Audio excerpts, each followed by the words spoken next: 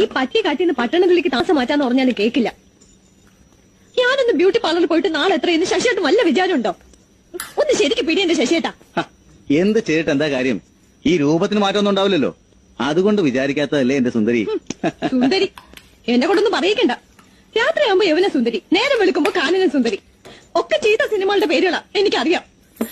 അല്ലേലും ഞാൻ ഇത് കേൾക്കണം. കല്യാണം കഴിഞ്ഞിട്ട് വരുമ്പോ എന്തൊരു നിറമായിരുന്നു. അയ്യോ ഒക്കെ പോയി. അതെ,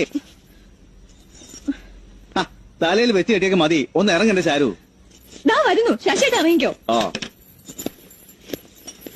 രാധാമണി അടിപൊളി ആണോ? ആ കള്ളത്തരം പറയല്ലേ. കള്ളത്തരമല്ല, ഈ സാരി ചേച്ചിക്ക് അസലായിട്ട് ചേരണം. അയ്യോ എനിക്ക് തോന്നി. പോയി വരട്ടെ. രാധേ, പൊട്ട് മാച്ചാണോ?